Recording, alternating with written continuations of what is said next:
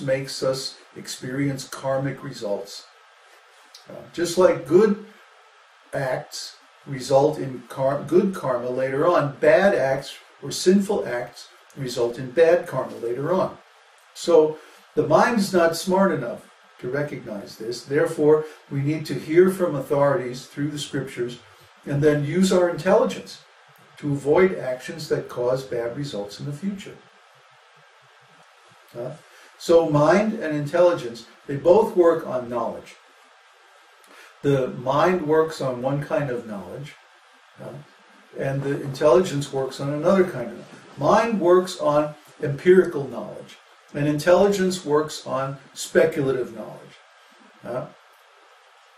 So these kinds of knowledge are good in the material world when we're trying to attain certain material benefits or goals or results.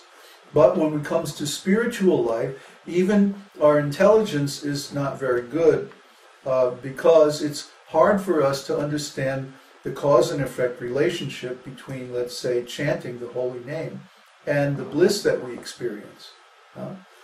For this, spiritual consciousness is necessary. And this spiritual consciousness is beyond both the mind and the intelligence.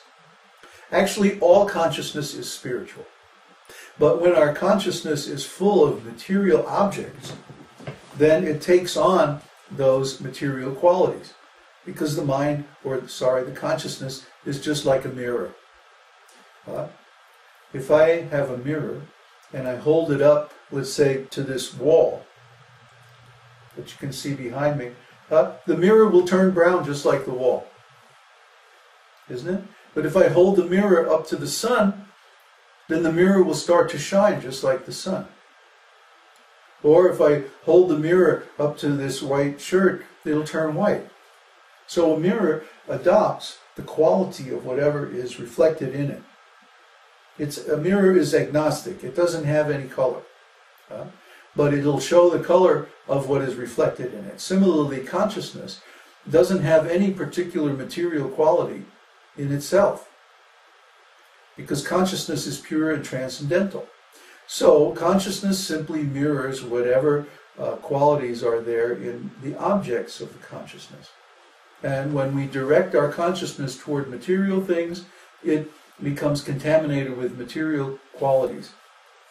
When we direct our consciousness toward spiritual things, it becomes purified and begins to display its original qualities. Now, what are the original qualities of consciousness? Sat, Chit, and Ananda. Sat means eternal existence. Chit means pure knowledge. Not jnana, but knowledge of things as they are, intrinsic knowledge. And Ananda means eternal bliss, meaning that it becomes a source of its own happiness without requiring anything external. Try to understand. Consciousness is self-referential. It's recursive. You can observe your own consciousness with your consciousness. And when you do this, this is called meditation. So when you direct your consciousness toward a spiritual object, which could be your own consciousness, for example, you will discover that it automatically becomes happy. You become happy because your consciousness is directed toward a spiritual object by your will. This is an act of will. It doesn't depend on knowledge. Similarly, if you direct your consciousness towards Krishna, Krishna's name, Krishna's form, Krishna's qualities, his pastimes, his place of residence, his associates, his anything, anything about Krishna. If you direct your consciousness toward Krishna by an act of will, you will discover that your consciousness becomes blissful. Sat, Chit, Ananda, because Krishna is Sat, Chit, Ananda. So that's the principle of devotional service. When our consciousness is purely directed toward Krishna, without any mixture of anything else, that is pure devotional service. When our consciousness is mixed, either with karma, jnana, or yoga. Oh, I forgot to describe yoga. Yoga means the attainment of mystical powers. But why do we need mystical powers if we have Krishna?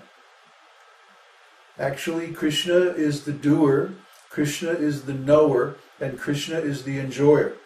So when we associate with Krishna, we automatically do, know, and enjoy through him.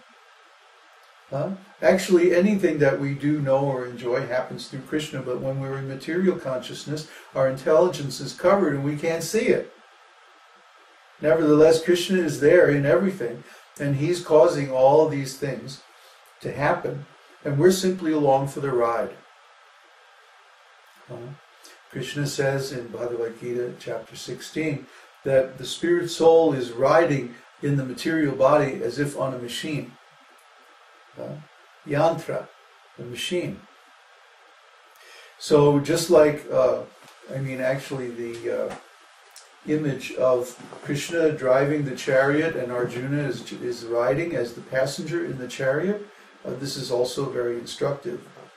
Krishna is controlling the senses. The horses are the senses. The chariot is the body. And Krishna is the super soul directing the senses and the body. Arjuna is simply the passenger.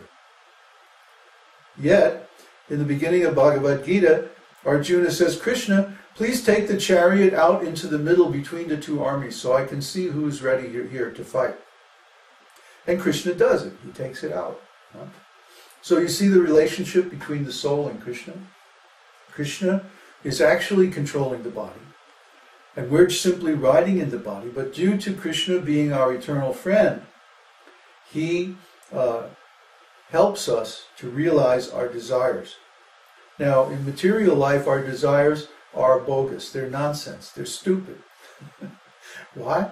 Because when we desire material things, we simply cause ourselves suffering. Why should I desire material things? Because it's simply going to result in my having to take birth in the material world again and go through all that suffering.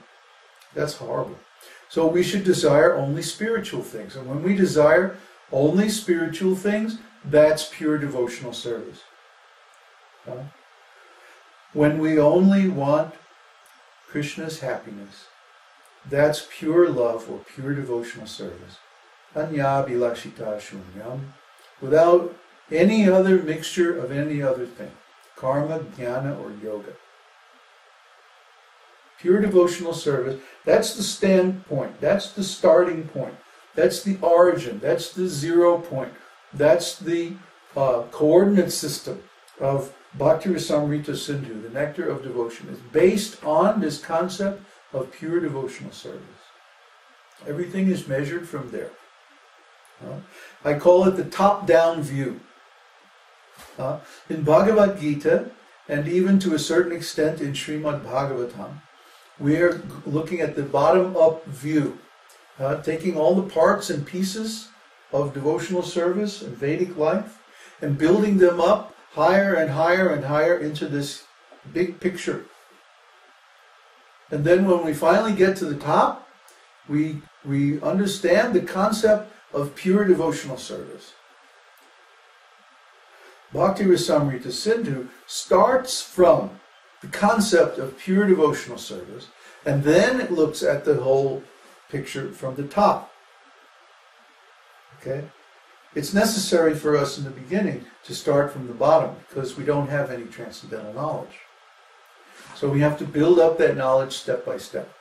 But Bhakti Rasamrita Sindhu assumes that we already have gone through that process and begins to examine what we have built up from the top point of view of transcendental knowledge, pure devotional service.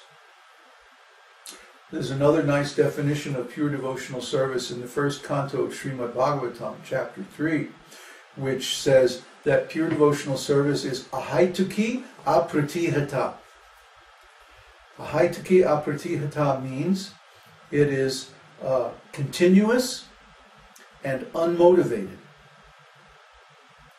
So the quality of our devotional service has to be that it's continuous, 24 hours a day, and unmotivated. That means we're not trying to get anything for ourselves. We're only trying to please Krishna. I know this in the beginning of devotional service, this sounds impossible. I have so many problems, I have so many needs, I have so many desires. How can I just please Krishna? Well, that's why it's a mystery. That's why devotional service is very rarely attained. That's why it's so difficult to understand. You're not the first one who noticed that it's difficult to understand, okay? It's difficult to understand because we're coming from this background of material consciousness. So you please hear very patiently, and we will try to explain all these mysteries. So the first